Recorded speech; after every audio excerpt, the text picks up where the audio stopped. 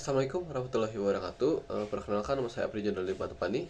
Di sini saya akan menjelaskan tentang teknik rekayasa forum, yang mana teknik rekayasa forum ini lebih luas gitu cakupannya daripada Tor dan juga metode.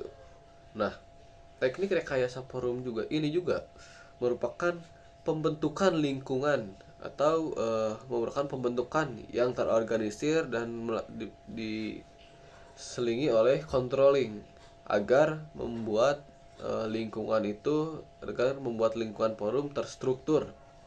Nah, berbicara tentang teknik rekayasa forum, tentunya ada dalamnya itu unsur-unsur training, yang mana unsur-unsur training di sini terdiri dari yang kesatu yaitu panitia. Nah, panitia juga terbagi menjadi dua, yaitu terbagi kepada steering committee dan juga organizing committee atau SCOC.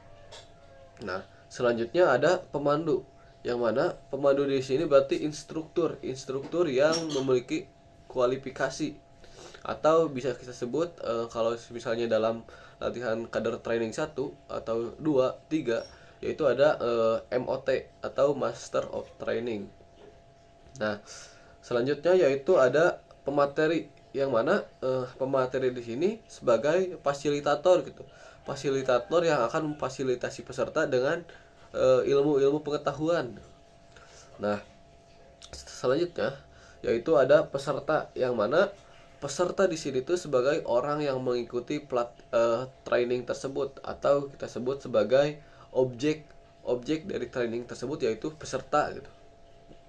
Nah, selanjutnya yaitu ada lingkungan, yang mana lingkungan itu mencakup semua hal atau aspek yang berada di kawasan training atau seluruh, mau itu di dalam forum ataupun luar forum.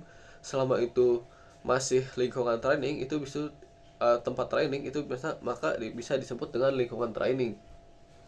Nah, dalam teknik rekayasa forum juga itu tuh ada langkah umum, yang mana langkah-langkah umum ini penting untuk diperhatikan. Yang pertama yaitu analisis kebutuhan.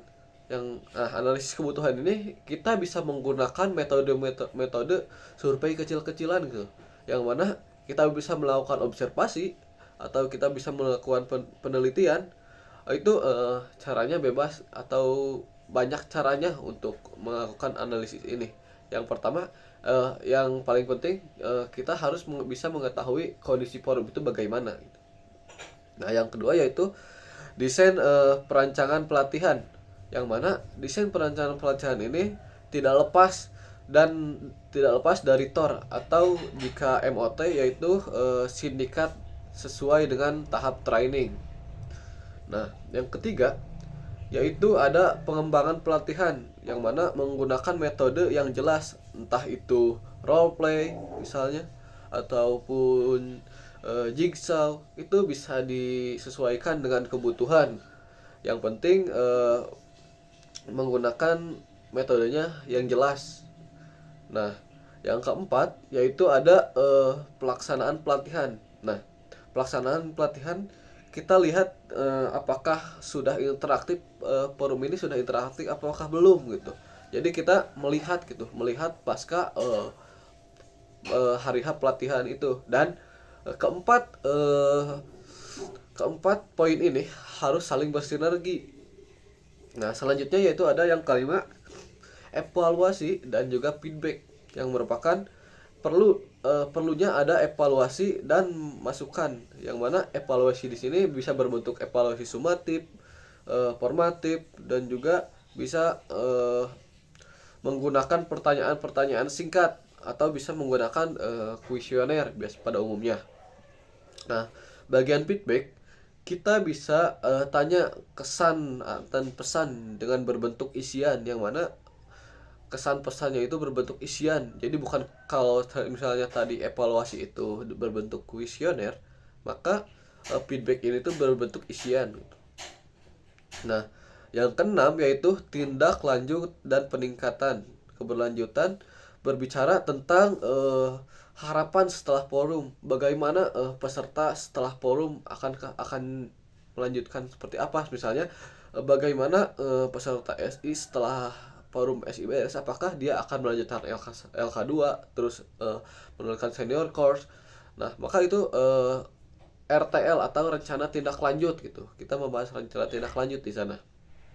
Dengan kita bisa itu misalnya menggunakan tabel yang isinya tuh nama, terus rencana tindak lanjut ke depannya, terus tanggalnya kapan. Nah, yang ketujuh yaitu ada yang terakhir dokumentasi dan juga pelaporan. Yang mana dokumentasi di sini sifatnya itu bisa bebas ya. Misalnya kita juga bisa meminta kepada OC atau pelaksana kegiatan itu, khususnya bidang PDD, untuk meminta dokumentasi serta laporan yang pelaporan, di mana pelaporan di sini tuh biasanya itu berbentuk dengan laporan pertanggungjawaban atau LPJ. Nah, selanjutnya dalam teknik rekayasa forum ini juga membahas tentang training, yang mana training terbagi menjadi 3, ada training formal, informal, dan non formal. Nah, training formal terdiri dari LK1, LK2, dan juga LK3. Sedangkan training informal terdiri dari follow up, terus upgrading, terus coaching, terus promosi, aktivitas, pembentukan dan juga yang terakhir adalah aktivitas bagian lainnya. Nah, dan yang terakhir yaitu ada training lainnya, yang mana training lainnya itu misalnya LKK, LKBHMI, LAPENMI, LTHMI, LTIHMI. Nah, yang mana ini tuh merupakan lebih ke bidang-bidang bakat dari kadar itu sendiri gitu. Nah, mungkin itu saja yang dapat saya sampaikan. Mohon maaf apabila dalam penyampaian terdapat kesalahan. Wassalamualaikum warahmatullahi wabarakatuh.